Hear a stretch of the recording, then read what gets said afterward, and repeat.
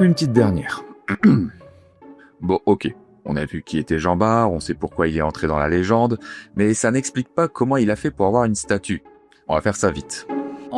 Yann, toute sa vie, c'est le mec qui saisit l'aventure à la gorge. Il défend Dunkerque contre les Hollandais et les Anglais. Et dans son quotidien, il escorte même un jour un prince prétendant au trône de Pologne. C'est simple, lorsqu'il y a une connerie à se faire en mer, il est présent. Mais les guerres finissent toujours par s'essouffler. Et un jour, à l'aube d'un nouveau conflit, c'est au tour de Yann de fatiguer. En avril 1702, il meurt d'une pneumonie chez lui à Dunkerque. Comme la coutume l'exige, les rues sont recouvertes de paille de la maison du défunt à l'église Saint-Éloi.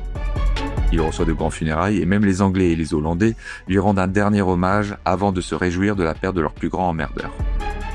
Mais l'histoire du bonhomme ne s'arrête pas là, non. 136 ans plus tard, à Dunkerque, une commission municipale se réunit. Un vieux buste de Jean Bart est abîmé, faut le remplacer. Et là entre en scène un mec qui savait pas quoi choisir entre Jean, Pierre ou David. Bref, un sculpteur venu d'Angers, habité par une idée simple, rendre visibles les figures qui ont changé leur époque. Il célèbre les héros du progrès, de la liberté et de la mémoire, et on lui confie une mission, donner un visage à Jean Bart. Mais le hic, c'est que personne ne sait à quoi il ressemble, le gars.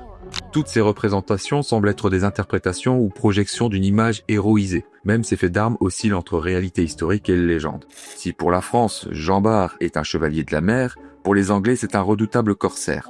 Mais c'est chez les Hollandais qu'on lui donne un titre d'un tout autre niveau.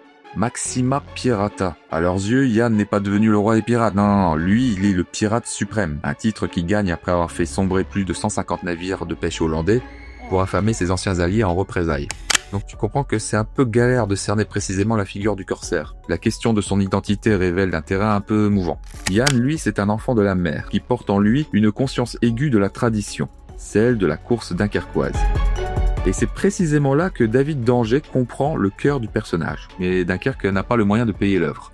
Pas de problème, l'artiste et les fondeurs bossent gratuitement. Et la cité qui donna la vie au corsaire érigea sa statue en hôtel. Aujourd'hui encore, ce premier personnage civil à être représenté dans l'espace public de Dunkerque veille sur la cité. Son épée toujours braquée vers l'Angleterre ne désigne cependant pas un ennemi.